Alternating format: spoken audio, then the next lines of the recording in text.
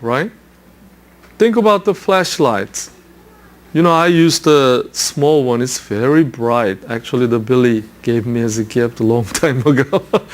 But I just forgot about to change the battery.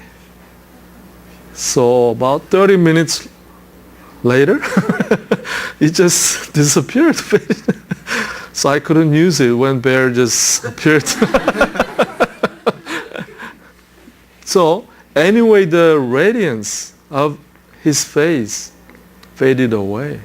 But he intentionally put the veil and covered his face in front of people. That would make people think that radiance is still there. Why would he do that purposely?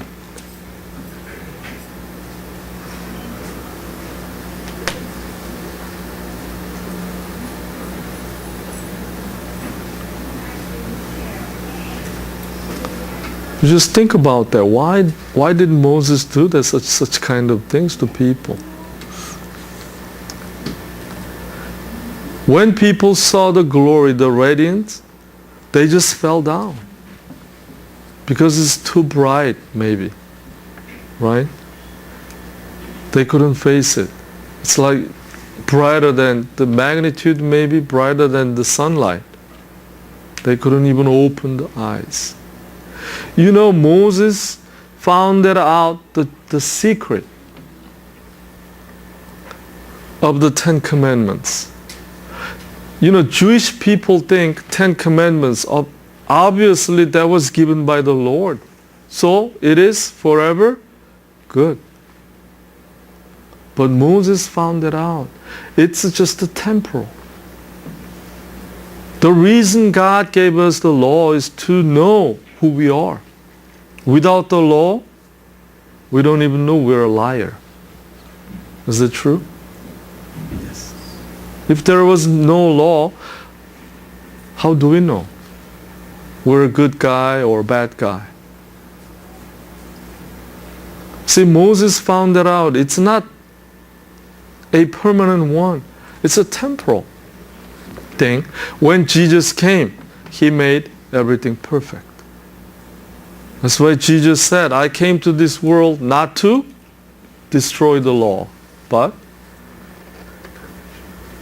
to make it, what? Complete. So when Jesus came, we no longer need a law. We don't have to follow exactly what people in the Old Testament period did that. That's why Paul said, look, you still have a veil. The kind of trick Moses used to people. Moses made people think that radiance still there, then they had a fear. Because as if they saw God. So why would Moses do some kind of tactic to people? And he compared, hey, you still have veil in your hearts. That's why you cannot see Jesus clearly. So what makes our hearts not seeing Jesus Christ? Not knowing who Jesus is? So one of the reasons he's talking about this illustration is that to Jewish people, you still follow the tradition. The law is not given by the Lord for you guys to follow forever, permanently. It's just the temporal things until Jesus would come. In other words, he's saying to people, don't you understand why Jesus came? You still have a veil. Cover up your hearts, your eyes, not to see the truth one. That is Jesus Christ. There was the mammoth, right? The first night we camped out. What is my tradition? It's not from Christian background. No, I thought about the direction, which way is the east and west. You know, in our tradition, north, you never put your head to the north. North and west. Only dead ones. I thought about immediately when we put out the tent, where's the west? Okay, if I stand this way. But exactly what we did after I woke up next morning, my head was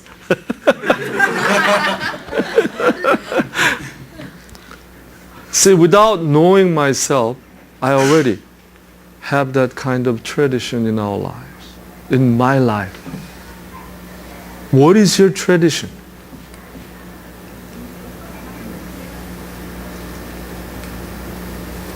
We have ancestor worship,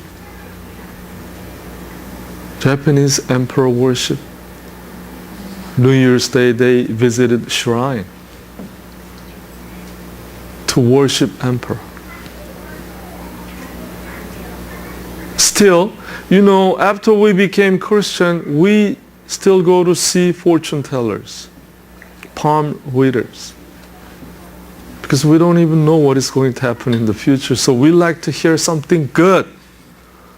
When they say bad things, no good. What is your tradition we still follow without knowing myself?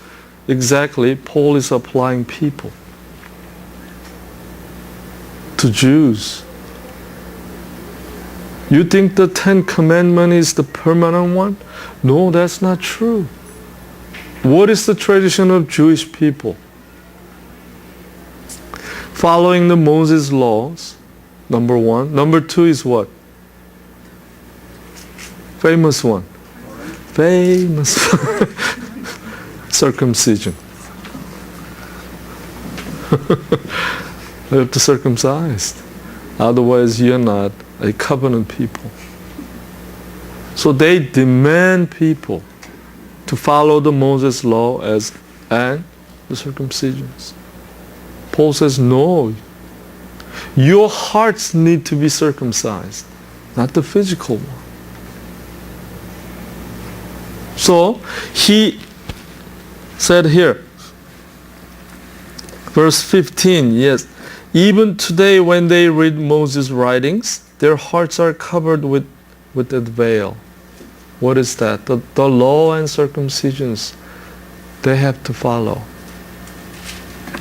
And they do not understand.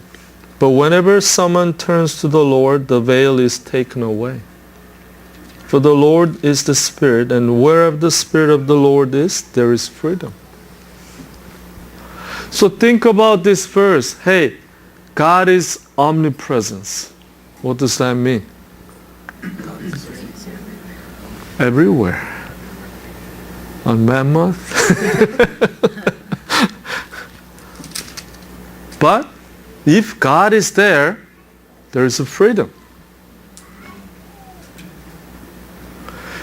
Although we deny, even though we deny, I don't believe God. But God is there. Doesn't matter whether you're a believer or non-believer, God is there. Because God loves this world. That's why He sent His only begotten Son to die for you and I. See, if God is there, there's supposed to be a freedom, right? But because of that veil, cover up my heart and my face, we cannot even sense, we cannot even see. What is the truth?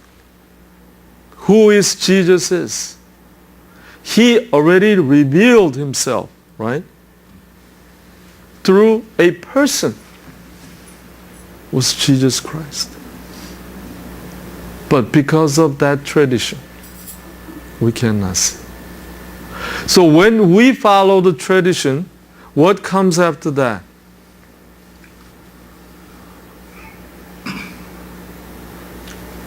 No one has ever experienced that? Doubt. Have you seen the movie Doubt? It's a good movie.